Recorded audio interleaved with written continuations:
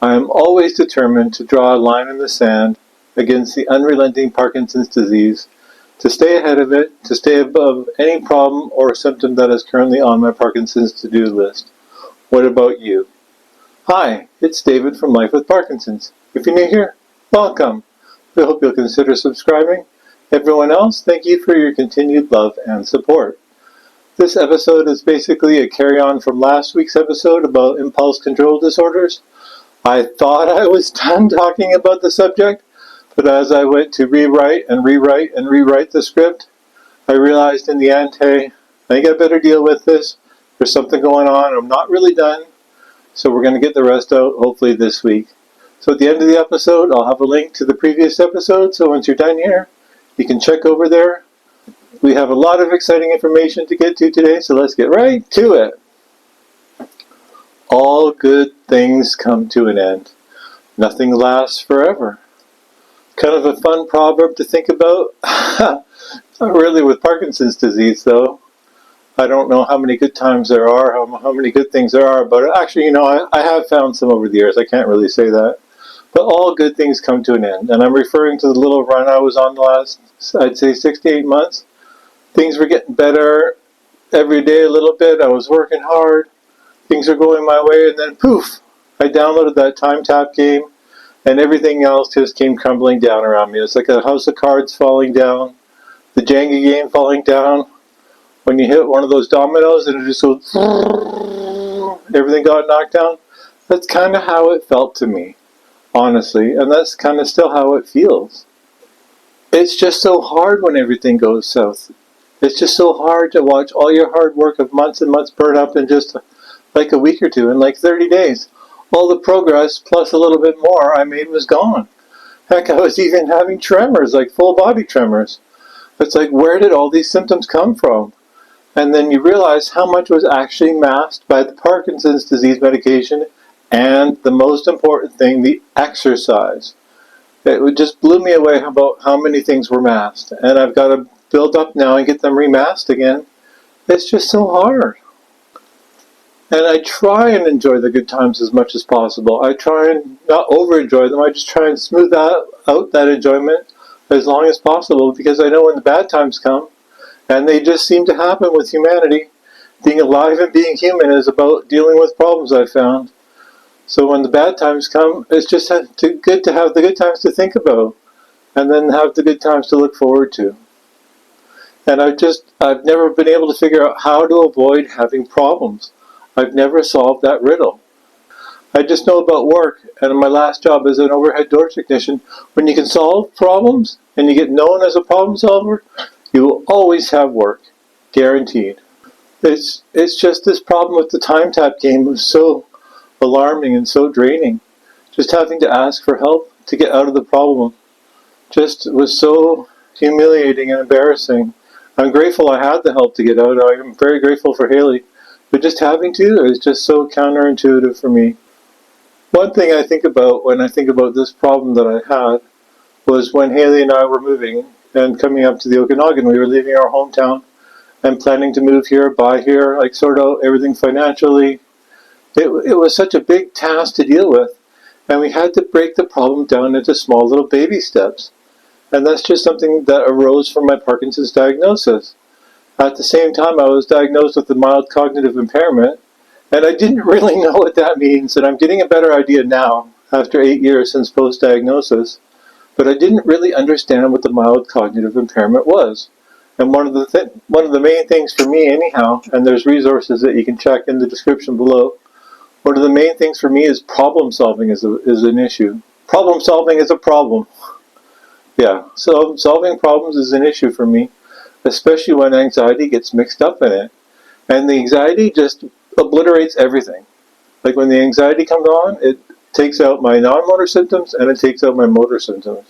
So if the anxiety is really bad enough, it's like walking is a problem. Thinking is a problem. Don't ask me what 2 plus 2 is when I'm having a bad anxiety attack. And the anxiety doesn't happen a lot. It's not like every day. But with this time tap game, it gave me so much anxiety because I wanted to stop playing.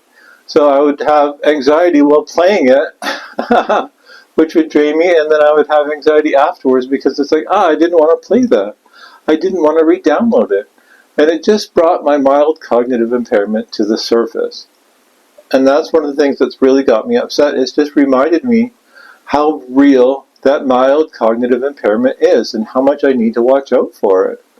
Like, I need to realize the triggers. And I know the biggest trigger is the anxiety. But the other problems that the time tap game brought on for me was, one of them is fatigue. Like, I've been so fatigued since I stopped playing. Like, I've been trying to sleep more, but I don't get to sleep every night. Like, sometimes I'll get like 9.5 hours, but, I'm still tired when I wake up. And the other thing that's really alarmed me that it's brought on is apathy. And apathy is not a problem I've had to deal with very much, but it is now. And I have become very apathetic. Like, it's difficult for me to motivate myself to do things. And this is kind of an upsetting thing to say, especially on the camera. It's created this one circling question that's going to circle me every day.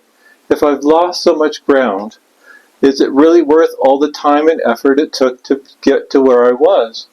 Do I have the energy to fight back? It's really making me doubt myself. And it's like that with the anxiety. The anxiety is so strong, and I need the exercise to help me deal with the anxiety. But when I have the anxiety, I can barely walk, let alone exercise. So how do I get over the apathy? How do I re-motivate myself to fight back? I've lost the joy of the fight. That's what the problem is. The apathy has hit me so hard that I've lost the joy of fighting back against my Parkinson's disease. And for me, that is a very troubling situation to be in, because I've always had joy in fighting back. And it's getting harder to fight back, because I know if I fight back, it's going to get me again. So I really need to get over it. All I can see every day right now is a big, dark, uphill battle that I know is going to take a long time just to get back to where I was. How can a little tiny cell phone game do this to me? I'm a big, strong guy. I don't get it. But one of the things it's left me with is a lot of anger to deal with.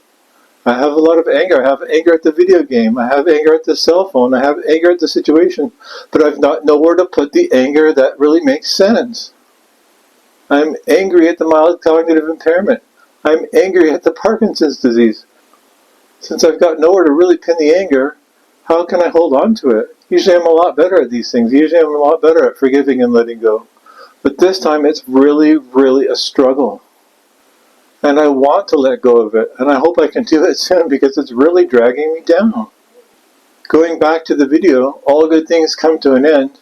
So I guess we can safely say that all bad things come to an end as well. And I'm really looking forward to the end of this bad thing. I really want to let go of the anger soon. Since Parkinson's disease is going to hit me hard, I am determined to absorb those blows with passion. Since Parkinson's disease is unrelenting, I can be unrelenting. Since Parkinson's disease is determined to take me down, I can take it down.